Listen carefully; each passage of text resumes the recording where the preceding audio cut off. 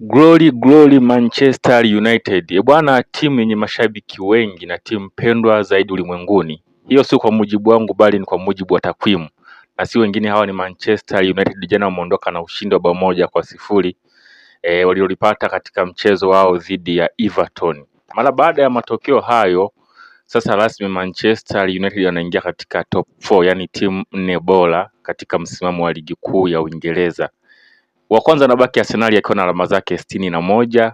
Nafasi ya pili anabaki Manchester City mwenye alama 56, kisha Aston Villa ambaye ana alama 51, tofauti ya alama 2 kama sio 3 kutoka kwa Manchester United ambao wana alama 48. Na nafasi ya 5 yupo The Blues Chelsea akiwa na alama 45, kisha Liverpool au majogoo wa jiji akiwa na jumla ya alama 45. Sasa nina swali kwako, tuwaweke Manchester United kwenye mbio za ubingwa ama tuache ujinga? Ukiangalia katika msimamo wa ligi kuna michezo 28 kwa Arsenal, huko waliobakia wote wakiwa wamecheza michezo 27, nikiwa namaanisha top 6 wale. Kwa hiyo ukiangalia pia kwenye magoli, tofauti wa magoli, Manchester United ana magoli takriban 11 tu, Villa akiwa na magoli 10, lakini Chelsea akiwa na magoli 17, Liverpool akiwa na magoli 7, nikiwa namaanisha hesabu ya kufunga na kufungwa.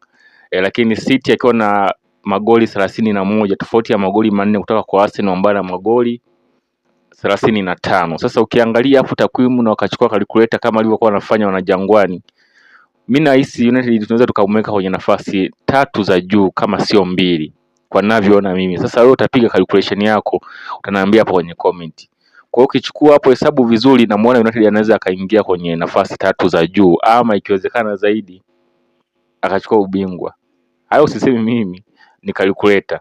Tuandikie maoni yako hapo chini, unaionaje system ya mpira wa United ambao wanavyocheza siku hizi? Wamebadilika sana ukiangalia tofauti na msimu ulivyokuwa unaanza.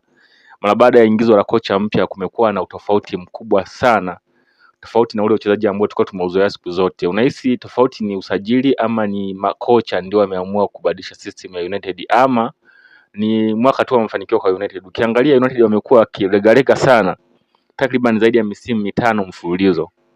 Imefikia tu hata kushiriki UEFA kwao imekuwa ni ngumu, jambo ambalo ni tofauti sana. United ni timu ambayo ina historia kubwa sana katika soka la Uingereza, na sio Uingereza tu bali duniani kwa ujumla. Ukiangalia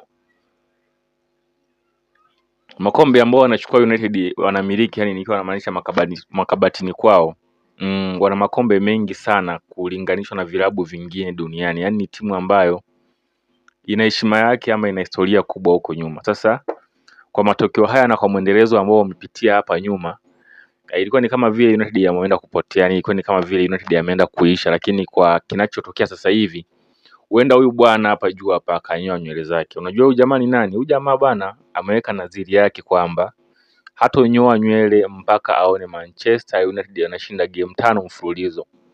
Na tukiangalia game za nyuma 6 zilizopita, ilibakia kidogo tu, yani asingesale game yake ya mwisho, maana yake tungeshamuona jamaa sasa hivi amenyoa.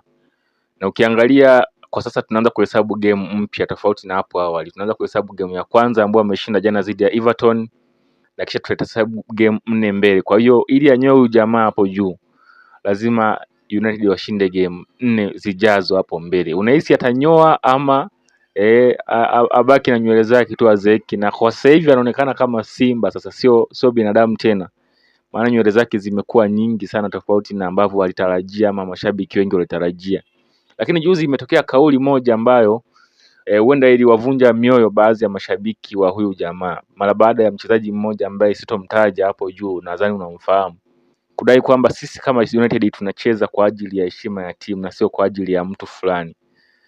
Kauli hiyo itafsiriwa tofauti na baadhi ya mashabiki, kuonekana kwamba United wanacheza si kwa ajili ya furaha ya mashabiki. Na unajua siku zote mashabiki furaha yao ni waone timu inashinda. Sasa tuandikie hapo maoni yako, unahisi kauli hii ilikuwa sahihi kutokea, na unawaona wapi United baada ya msimu huu? Kwa mawazo yangu mimi nawaamini kwenye ubingwa, au unawaamini wapi? Tuandikie maoni yako hapo chini.